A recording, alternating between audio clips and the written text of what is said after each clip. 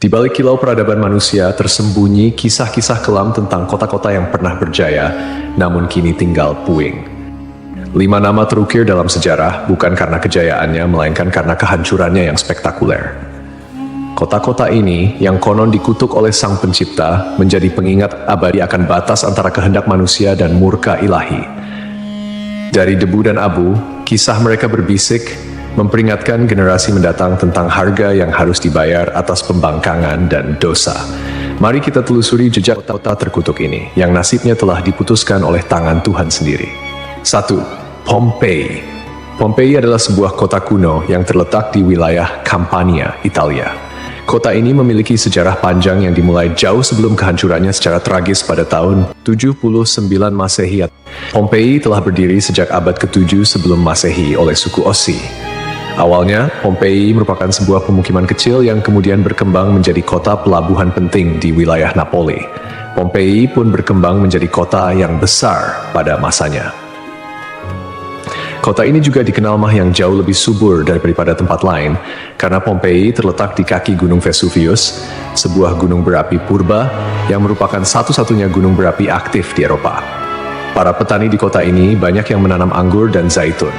Kesuburan tanah ini merupakan salah satu faktor utama yang mendorong pertumbuhan dan kemakmuran Pompei selama berabad-abad. Meskipun Gunung Vesuvius telah lama menjadi bagian dari lanskap kota Pompei, penduduk kota tampaknya tidak menyadari bahaya yang kelak akan ditimbulkannya. Gunung Vesuvius diketahui telah tidak aktif selama berabad-abad, dan pengetahuan vulkanologi pada masa itu masih sangat terbatas. Kota Pompei merupakan bagian dari wilayah kekuasaan Romawi kuno. Banyak dari masyarakatnya merupakan keturunan Romawi, dan di seluruh wilayah Kekaisaran Romawi kuno, praktik prostitusi memang dilegalkan. Namun Pompei menawarkan sesuatu yang lebih. Diperkirakan ada 35 rumah bordil yang tersebar di kota ini. Di Pompei ada beberapa lupanar, dengan yang paling terkenal disebut Lupanar Grande, yang merupakan satu-satunya rumah bordil besar yang ditemukan di sana. Kata lupanare sendiri berasal dari kata Latin lupa, yang berarti serigala betina, istilah yang juga digunakan untuk para pelacur pada zaman itu. Di dalam Lupanar Grande, ditemukan kamar-kamar kecil dengan lukisan erotis di dinding, yang kemungkinan besar digunakan sebagai semacam menu untuk layanan yang ditawarkan di sana. Rumah bordil ini memiliki 2 lantai.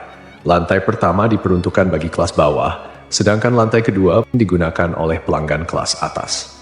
Jumlah yang tergolong banyak mengingat Pompei hanya seluas 12 km² dengan populasi sekitar 11.000 orang. Untuk menuju rumah bordil, jalanan di Pompei diberi petunjuk arah berupa pahatan falus alat kelamin laki-laki, sebuah tanda untuk membantu orang asing yang mungkin mabuk berat atau tidak bisa berbicara bahasa lokal. Praktik prostitusi biasanya dilakukan oleh para budak yang memasang tarif sangat murah. Bahkan tarif di Pompei jauh lebih murah daripada di wilayah Kekaisaran Romawi lainnya. Dengan membayar setara harga seperempat gelas anggur, setiap laki-laki yang datang ke Pompei sudah bisa memesan pelacur. Pada salah satu dinding aula, ditemukan tulisan yang artinya, "Jika Anda mencari pelukan manis di kota ini, semua gadis di sini tersedia." Hubungan seksual yang diwajarkan tidak hanya terjadi antara laki-laki dan perempuan saja. Penemuan grafiti menunjukkan bahwa homoseksual dan pemerkosaan anak juga menjadi hal yang biasa di Pompei. Temuan inilah yang membuat Pompei dijuluki sebagai kota maksiat, terlepas dari arsitekturnya yang megah dan keberagaman karya seninya. Akhirnya, setelah kegiatan maksiat di kota ini semakin parah dan menjadi pemandangan yang lumrah, pada tanggal 24 Agustus 79 Masehi, sekitar tengah hari, terjadilah letusan mahadahsyat dari Gunung Vesuvius. Gunung ini mengeluarkan kolom erupsi yang luas dan tinggi hingga mencapai ketinggian 33 km. Abu vulkanik dan batu apung mulai berjatuhan di Pompei dan di daerah sekitarnya. Tebalnya erupsi menyebabkan kegelapan di siang hari dan membuat orang-orang kesulitan untuk bernapas, sehingga penduduk Pompei banyak yang tidak sanggup melarikan diri. Kemudian pada malam hari, letusan mencapai puncaknya. Serangkaian awan panas yang mematikan mulai menyapu kota dengan kecepatan tinggi dan membunuh siapapun di kota tersebut. Meskipun sulit untuk memastikan jumlah korban jiwa yang tepat, diperkirakan ada sekitar 2.000 orang yang tewas di kota Pompei, meskipun banyak juga yang berhasil melarikan diri pada tahap awal erupsi. Namun, mereka yang tertinggal atau terlambat melarikan diri menghadapi nasib yang sangat mengerikan. Kota maksiat ini hancur lebur bersama 500 tahun. Setelah sekian lama, Pompei ditemukan kembali pada abad ke-18 dan penggalian yang dilakukan mengungkapkan banyak artefak serta mumi-mumi yang terkubur di bawah abu vulkanik. Pompei kini menjadi simbol peringatan akan bahaya dari keangkuhan dan dosa manusia.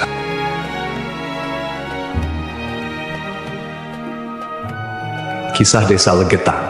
Pada suatu hari di Desa Legetang, warga melihat banyak binatang liar berkeliaran di sekitar jalan desa. Binatang-binatang ini, seperti monyet, kera, babi hutan, dan lainnya, bukan berasal dari daerah tersebut. Setelah diselidiki, ternyata hewan-hewan ini berasal dari Gunung Pengamun-Amun, yang berada agak jauh dari Desa Legetang. Kejadian ini membuat warga khawatir dan mereka bermusyawarah untuk menyikapinya. Mereka menyimpulkan bahwa turunnya hewan-hewan dari gunung adalah pertanda akan terjadinya musibah besar. Kepercayaan lokal yang menyatakan bahwa hewan bisa merasakan bencana sebelum terjadi mendorong warga Desa Legetang untuk bertindak cepat. Mereka memutuskan untuk kerja bakti membuat parit di lembah Gunung Pengamun-Amun sebagai upaya antisipasi bencana, khususnya longsor. Desa Legetang terletak di dataran tinggi Dieng, Kecamatan Batur, Kabupaten Banjarnegara, Jawa Tengah. Desa ini dikenal dengan tanahnya yang sangat subur, bahkan lebih subur dibandingkan desa-desa lainnya di sekitarnya. Sebagai contoh, jika semangka yang ditanam di desa lain hanya mencapai berat sekitar 6 kg, semangka yang ditanam di Legetang bisa mencapai 10 hingga 12 kg. Setelah parit selesai dibuat, kehidupan di desa kembali normal.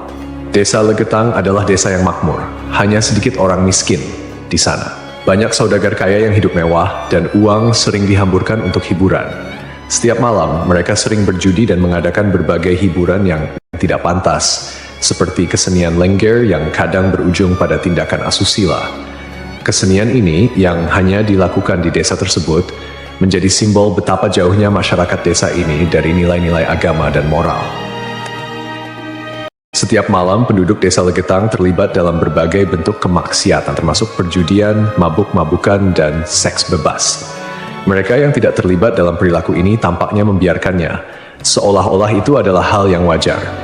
Beberapa sumber melaporkan bahwa tingkat kemaksiatan di desa ini sangat tinggi, dengan beberapa laporan ekstrem seperti hubungan seksual antara anak dan ibu kandung. Desa Legetang mengalami hujan yang sangat lebat. Cuaca ekstrem ini disertai dengan petir yang menyambar-nyambar dan suara guntur yang menggelegar di langit yang gelap. Tiba-tiba, terdengar suara ledakan yang sangat keras yang dapat didengar hingga ke desa-desa di sekitarnya. Bukan paginya, setelah badai reda, penduduk desa-desa tetangga terkejut mendapati bahwa Desa Legetang telah tertimbun tanah dari puncak Gunung Pengamun-Amun. Tragedi ini menelan korban jiwa 351 orang, termasuk bayi dan balita. Hanya satu orang yang berhasil selamat, yaitu seorang pemuda bernama Suhuri yang sedang berada di luar desa saat kejadian. Secara logika, sulit untuk memahami bagaimana Desa Legetang bisa tertimpa longsoran dari puncak gunung yang jauh dan terpisah oleh lembah serta perkebunan. Penduduk desa telah membuat parit sebagai antisipasi terhadap longsor, tetapi bencana ini tampaknya melibatkan fenomena yang tidak bisa dijelaskan dengan mudah. Ada yang berpendapat bahwa kejadian ini adalah azab dari Allah, karena tidak dapat dipahami secara rasional. Ashabul Ras. Ashabul Ras adalah sebuah kaum yang hidup pada zaman dahulu. Kisah mereka disebutkan dalam Al-Quran sebagai salah satu kaum yang mendapat azab dari Allah Subhanahu wa Ta'ala. Nama Ashabul Ras secara harfiah berarti penghuni sumur atau pemilik sumur. Mereka tinggal di sebuah wilayah yang kini diperkirakan berada di antara Yamamah dan Hadramaut di Jazirah Arab. Kehidupan Ashabul Ras sangat bergantung pada sebuah sumur besar yang menjadi sumber air utama. Tidak hanya menjadi pusat kehidupan, tetapi juga menjadi simbol kemakmuran dan identitas kaum tersebut. Mereka membangun peradaban yang cukup maju di sekitar sumur ini dengan pertanian dan peternakan sebagai mata pencaharian utama. Namun, meskipun telah diberi nikmat berupa sumber air yang melimpah, Ashabul Ras justru menyalahgunakan anugerah tersebut. Mereka mengembangkan sistem kepercayaan yang menyimpang dan menyembah pohon cemara besar yang tumbuh di dekat sumur mereka. Pohon ini dianggap suci dan dijadikan objek penyembahan, menggantikan Allah Subhanahu wa Ta'ala sebagai Tuhan yang seharusnya disembah. Kemusyrikan Asyabul Ras tidak berhenti pada penyembahan pohon saja. Mereka juga mengembangkan praktik-praktik yang bertentangan dengan ajaran tauhid, seperti membuat patung-patung yang merepresentasikan dewa-dewa mereka, kemudian melakukan ritual dan persembahan kepada pohon cemara, serta menolak ajaran-ajaran monoteisme yang dibawa oleh para nabi dan rasul. Allah Subhanahu wa Ta'ala dalam rahmatnya yang tak terbatas tidak langsung menghukum Asyabul Ras. Sebaliknya, Allah Subhanahu wa Ta'ala mengutus seorang nabi kepada mereka untuk membimbing dan mengingatkan mereka akan jalan yang benar. Nabi yang diutus ini, menurut beberapa riwayat, adalah Nabi Syuaib, meskipun ada juga yang berpendapat bahwa ia adalah nabi yang lain yang namanya tidak disebutkan dalam Al-Quran. Nabi yang diutus kepada Asyabul Ras berusaha dengan gigih untuk mengajak kaumnya kembali ke jalan yang lurus. Ia menyampaikan risalah tauhid, mengajak mereka untuk hanya menyembah Allah Subhanahu wa Ta'ala dan meninggalkan penyembahan terhadap pohon dan berhala. Nabi ini mengingatkan mereka akan nikmat-nikmat Allah Subhanahu wa Ta'ala yang telah diberikan, termasuk sumur yang menjadi berkah dalam kehidupan mereka. Namun, meski telah diingatkan, mereka tetap keras kepala dalam kekufuran dan kemusyrikan, bahkan mulai mengancam dan memusuhi Nabi yang diutus kepada mereka. Penolakan ini berlangsung dalam waktu yang cukup lama, menunjukkan kesabaran Allah Subhanahu wa Ta'ala dalam memberi kesempatan kepada hamba-hambanya untuk bertaubat. Setelah bertahun-tahun menolak ajakan Nabi mereka dan tetap teguh dalam kekufuran, akhirnya azab Allah Subhanahu wa Ta'ala turun kepada kaum Asyabul Ras. Azab ini datang sebagai konsekuensi dari penolakan mereka yang terus-menerus terhadap ajaran tauhid dan ketekunan mereka dalam menyembah selain Allah Subhanahu wa Ta'ala. Menurut beberapa riwayat, azab yang menimpa Asyabul Ras terjadi dalam beberapa tahap. Pertama, terjadi kekeringan dan paceklik. Allah Subhanahu wa Ta'ala mulai mengurangi curahan rahmatnya dengan menahan air hujan. Akhirnya, terjadi kekeringan berkepanjangan. Tanaman-tanaman mereka mengering dan ternak mereka mulai mati kelaparan. Ini merupakan peringatan awal bagi Asyabul Ras, namun mereka tetap tidak mengindahkannya. Kemudian terjadi pencemaran sumur. Sumur yang menjadi sumber kehidupan mereka tiba-tiba tercemar. Airnya berubah warna, berbau busuk, dan tidak layak dikonsumsi. Hal ini menyebabkan krisis air yang parah di kalangan Asyabul Ras. Lalu datanglah gempa bumi. Sebuah gempa dahsyat mengguncang wilayah tempat tinggal Asyabul Ras. Gempa ini menghancurkan bangunan-bangunan dan infrastruktur yang telah mereka bangun selama bertahun-tahun. Akhirnya, mereka pun binasa, meninggalkan kisah yang menjadi peringatan bagi generasi-generasi setelahnya tentang konsekuensi dari menolak petunjuk ilahi dan hidup dalam kemusyrikan.